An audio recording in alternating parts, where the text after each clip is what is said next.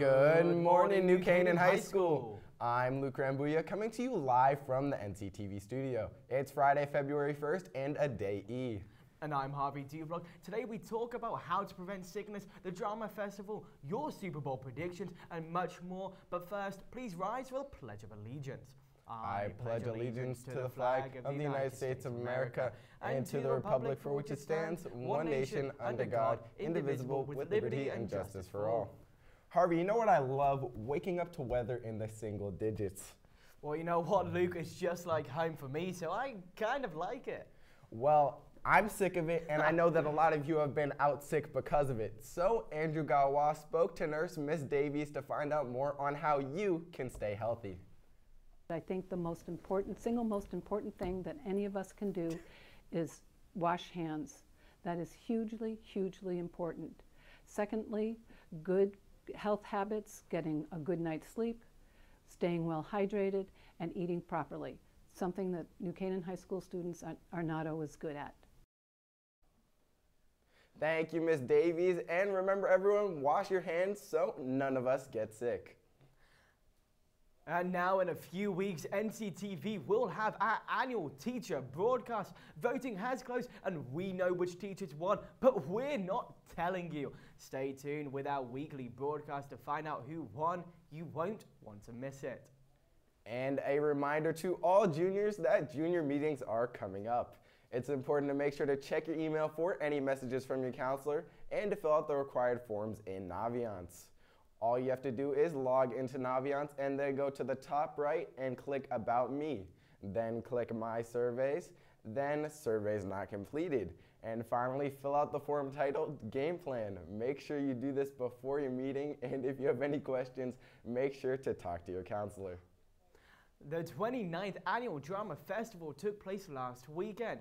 All students had the opportunity to submit their own one-act plays and were responsible for all aspects of the production, such as writing, directing, casting, costumes, lighting, sound, and more. Fourth place went to A Winter Wonder by Zach Jones. Third place was The Adventures of Nebraska Nick by Jackson Lamore. Helen Culpepper won second place with Mindful Meditation through exploring your dreamscape.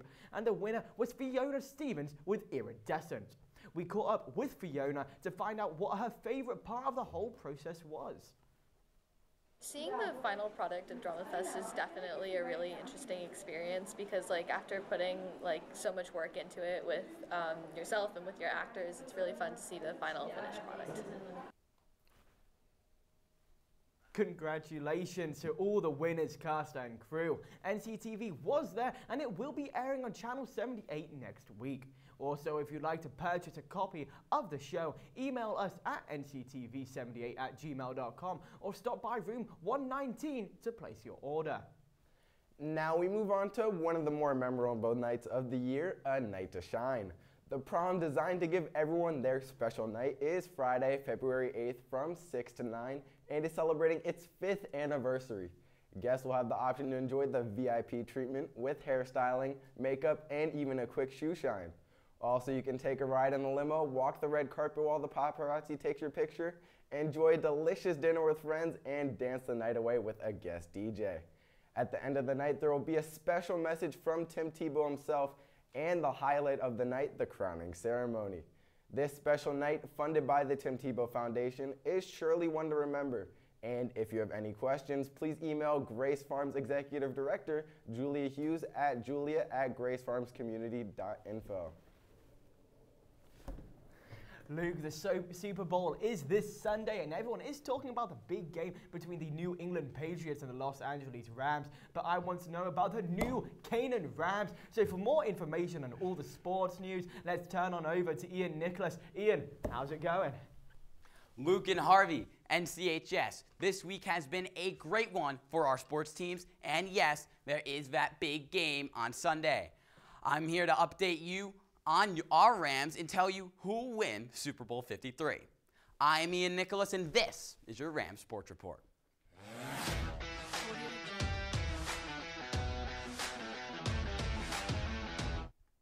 Let's open up with the people in the pool, boys swimming. after a rough 1-2 start to the year, but boys have won 3 straight meets, including beating arch rival Darien last Wednesday 102-84. Dominating performances came from junior Patrick Caldwell, who won both the 200 IM and the 100 free.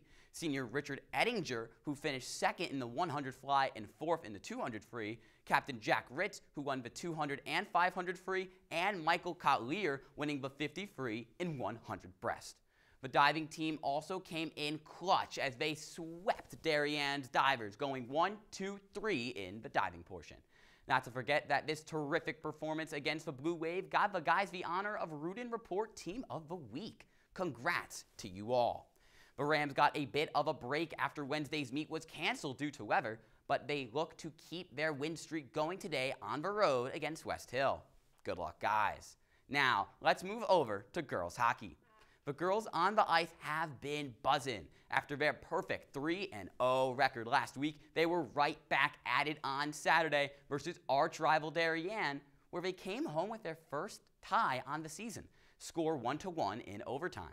Sophomores shined in this one as their lone goal came from Courtney O'Connell off an assist from Annika Curry. Then on Monday, they hosted Richfield Danbury and were back to their winning ways, winning 4-1. O'Connell and Curry were back at it again with a goal and assist apiece, while freshman Grace Crowell added a score too. The win boosts their record to an outstanding 12-1-1 and look to add to it tomorrow at home versus Trumbull at 7 o'clock.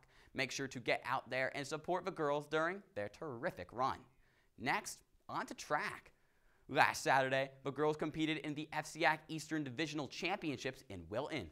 After their 7th place finish last year, the girls bounced back with a 3rd place finish this go around. Top performers include junior Naomi Semino's 1st place finish in the shot put, and the 4x750's 1st place finish from senior Celia Sokolowski, junior Sophie Curcio, and freshman Abby Cheney and Ella Gibb. The Rams also had some big performances from their young group of runners, with sophomore Tyler Towers finishing 2nd in the 300s, and sophomore and new NCTV addition Molly Murphy finishing 3rd in the 1600. Then yesterday, the girls headed up to New Haven for FCACs and finished 9th overall. Semino struck again in the shot put, placing 3rd, while sophomore Elizabeth St. George placed 4th in the 55-meter dash. Good work, girls. The boys also competed in Wilton last weekend, where they placed 2nd overall. Senior Patrick Crookenden placed 1st in the 300 meters, while senior Jack Connolly placed 1st in the shot put. Not to forget that sophomores Alex Malagoli, AJ Carnaby-Jones, Dylan Imbruce, and NCTV's own junior Ryan Lytell placed 1st in the 4x750 relay with a time of 8:19. The guys followed the girls up to FCACs yesterday and placed 6th overall. Conley nailed the shot put yet again, placing 1st and was even named All-FCAC. Thanks to his performance yesterday and in Wilton last weekend, Jack, you are our Ram of the Week. Congrats. Malling also finished 2nd in the 3200 and was named All-FCAC as well. Keep it up, guys. Let's quickly move to the hardwood with basketball. The girls, who are currently 4-10, have a must-win game tonight versus Brian McMahon for a chance at the state playoffs, so make sure that you guys get out there and support them. The game is at 7 o'clock sharp. Touching on the boys, who are currently killing it at 11-3, they had their most anticipated game of the season on Tuesday night versus arch rival Darien.